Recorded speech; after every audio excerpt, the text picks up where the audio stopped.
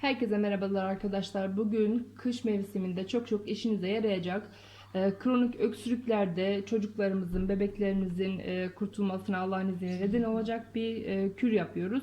İbrahim Saraçoğlu'nun bir kürü, gerçekten bizim çok fayda gördüğümüz bir kür olduğu için Yusuf Kerem'le çekmeye karar verdik. Merhaba arkadaşlar. Evet, Yusuf Kerem çekim aşamasında şu an. Ahmet Kaan da yanımda. Şimdi öncelikle ben size malzemeleri sayayım. Aslında birkaç dakika sürecek bir işlem bu. Cezvemizi küçük ocağımıza alıyoruz. İçerisine böyle yarım bardak süt döküyoruz. Yarım bardak sütümüzü döktük. Şimdi ben ocağımızı çalıştıracağım.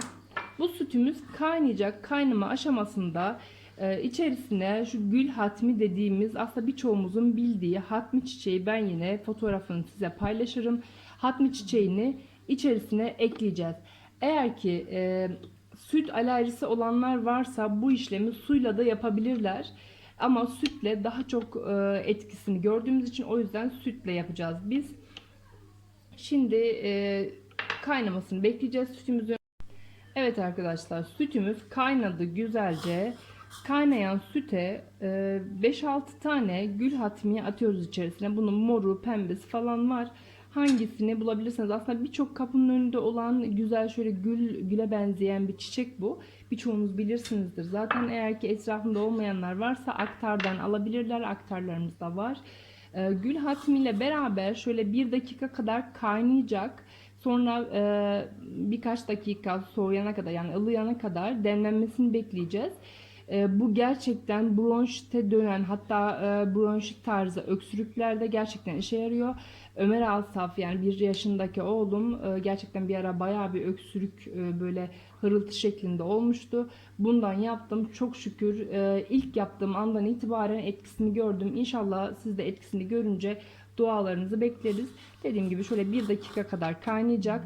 Daha sonra bunu bu şekilde cezveden indirmeden demlenmeye bırakacağız. Şimdi hemen 1 dakika oldu zaten kaynayalı. Demlemeye bırakacağız. Demlendiği zaman da içerisinden çıkarıp direkt bardağımıza boşaltacağız. Ben biberonu alacağım. Kaynattığımızı isterseniz şöyle bardağa boşaltayım. Gül hatmiyle beraber içerisinde beklerken göstereyim size. Şu şekilde bekletin. Sadece ılıyana kadar demlenmesi yeterli.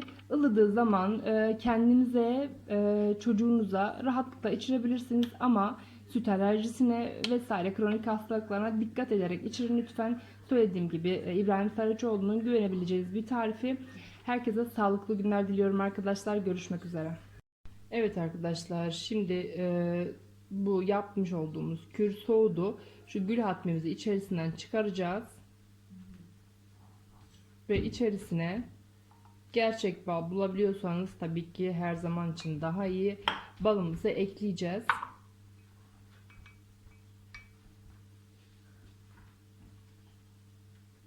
Şöyle güzelce ekleyelim. Çocuklar da aromalı bir tadı olduğu için zorlanmadan güzelce içiyorlar. İnşallah sizin çocuklarınız da fayda görür. Her zaman dualarınızı bekleriz.